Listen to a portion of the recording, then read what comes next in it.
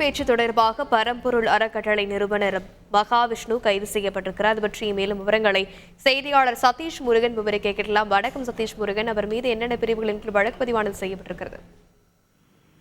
வணக்கம். அண்மையில் 2 அரசு பள்ளிகளில் சொற்பொழிவு ஆற்றிய பரம்பொருள் அறக்கட்டளை நிறுவனர் மகாவிஷ்ணு இவர் மாற்றுத்திறனாளிகள் குறித்து அவதூறாக பேசியதாகவும், அதே போல அரசு பள்ளியில் ஆன்மீக சொற்பொழிவு ஆற்றினால் மத ரீதியாக பேசார் என்பது குறித்து பல்வேறு தரப்பினர் அவர் மீது புகார் அளித்து வந்தனர். குறிப்பாக மாற்றுத்திறனாளிகள் சங்கம் சார்பில் 3 இடங்களில் அவர் மீது புகாரானது அளிக்கப்பட்டிருக்கிறது.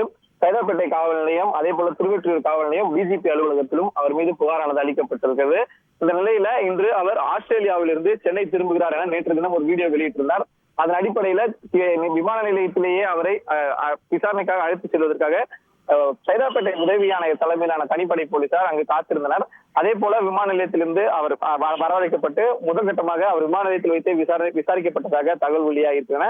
தொடர்ச்சியாக அவர் உதவி ஆணையர் வாகனத்திலேயே விமான நிலையத்திலிருந்து வேறு வழியாக ரகசிய இடத்திற்கு அழைத்து செல்லப்பட்டிருக்கிறார். அங்கு வைத்து அவர் விசாரணையானது நடைபெற்று வருவதாக தெரிவிக்கப்பட்டிருக்கிறது.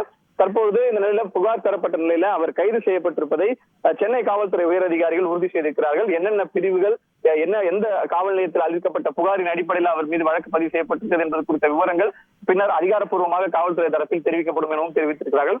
தற்பொழுது அவர் மீது அந்த சர்ச்சை பேசிய விவகாரத்தில் மகாவிஷ்ணு கைது செய்யப்பட்டார் என்பதை மட்டும் காவல்துறையினர் தற்பொழுது உறுதி செய்திருக்கிறார்கள். விரிவான விவரங்களுக்கு நன்றி சதீஷ் முருகன். செய்திகளை உடனுக்குடன் தெரிந்து கொள்ள உடனே சப்ஸ்கிரைப் பண்ணுங்க.